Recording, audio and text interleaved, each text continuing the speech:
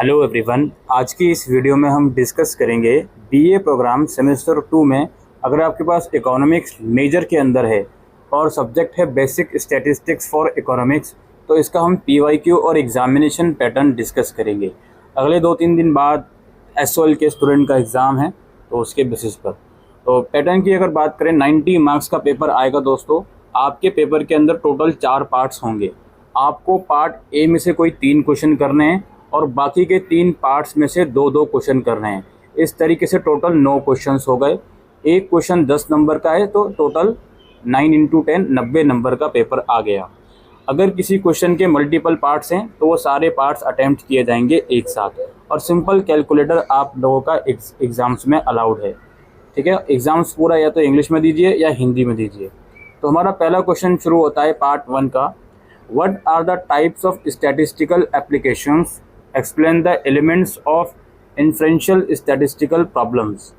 Next है second part है इसका, describe how the mean compares to the median for a distribution a skewed to the left and symmetric. तो ये पहला question है जिसके 2 पार्ट्स थे, 6 मार्क्स का और 4 मार्क्स के। अगले क्वेश्चन की तरफ बढ़ते हैं। Explain statistics and statistical thinking और calculate variance, standard deviation and coefficient of variance for the following data. तो ये सेकंड क्वेश्चन हो गया। इसके बाद अगला क्वेश्चन है, अगेन पार्ट्स में डिवाइडेड है। What are the graphical descriptive methods for describing qualitative data, explain any 2 of them. और इसका दूसरा पार्ट है, calculate the mean, median and mode for each of the following samples. ठीक है, 2 samples हैं, दोनों का mean, median and mode calculate करना है 4 मार्क्स में। इसके बाद अगला क्वेश्चन है question number 4। For any set of data what can be said about the percentage of the measurements contain in each of the following interval using Chebyshev's rules and empirical rule both.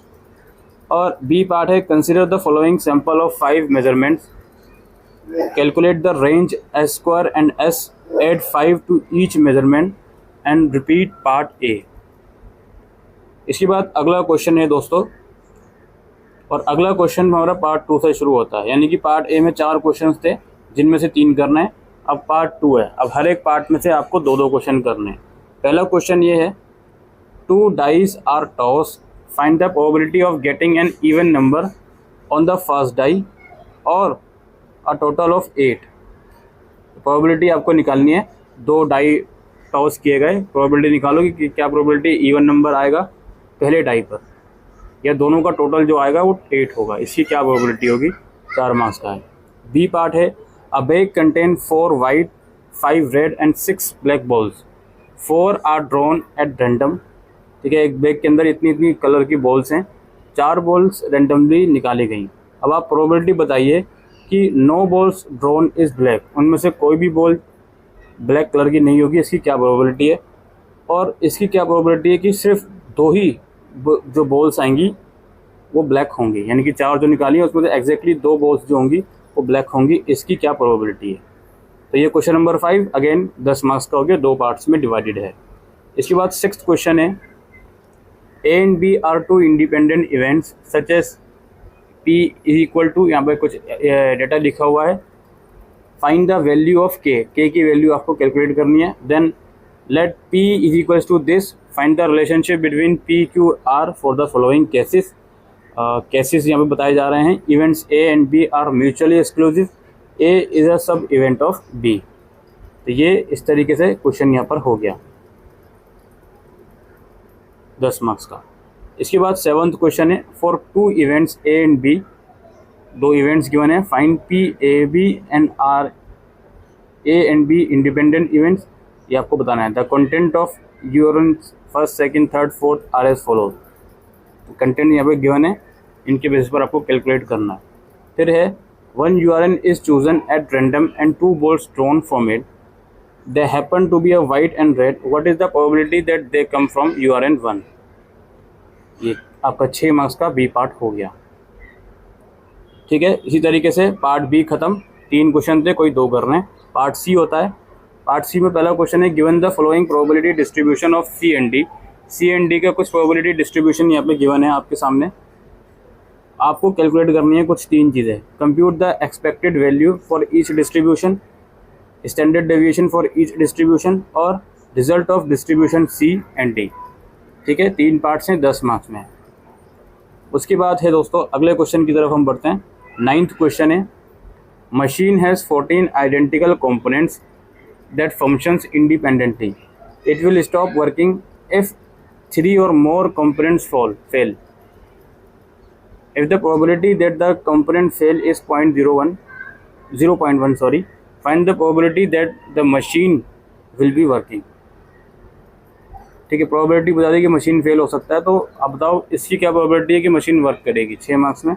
What do you mean by random variable, explain with example different types of random variable.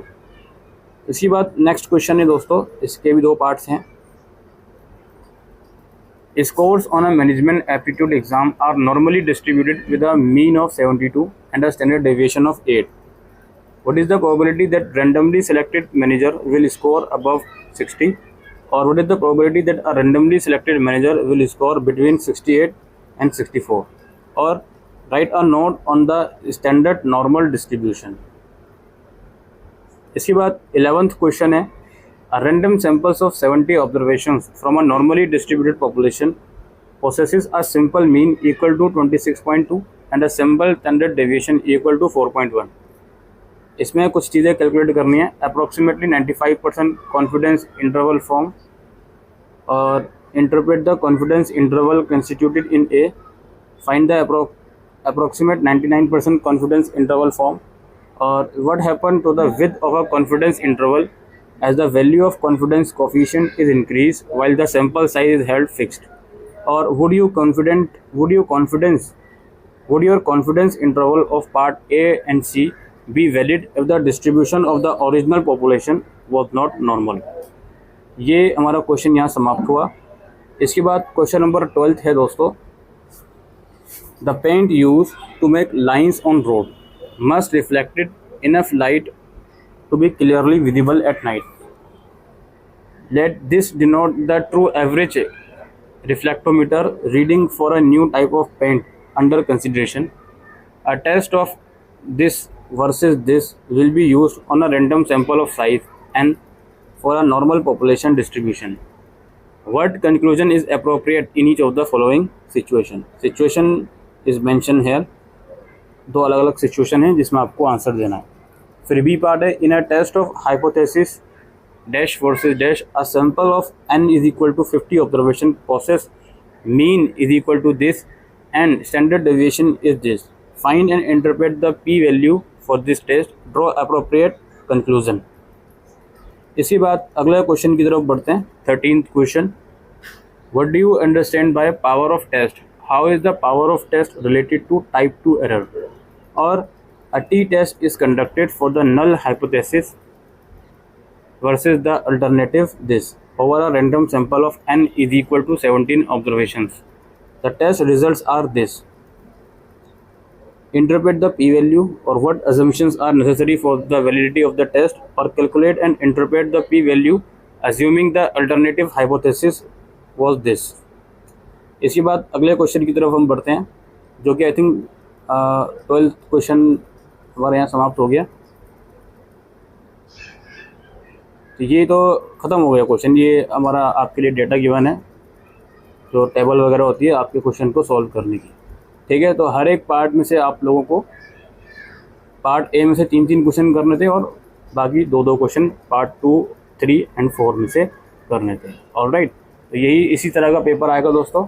Numerical question ज़्यादा हैं, calculation वाले question, ठीक है, equation वाले question आपको ज़्यादा देखने को मिलेंगे as compare to direct theory paper. ठीक है, तो इसी तरीके से दोस्तों क्वेश्चन बनेगा बेसिक स्टैटिस्टिक्स फॉर इकोनॉमिक्स का। Thank you.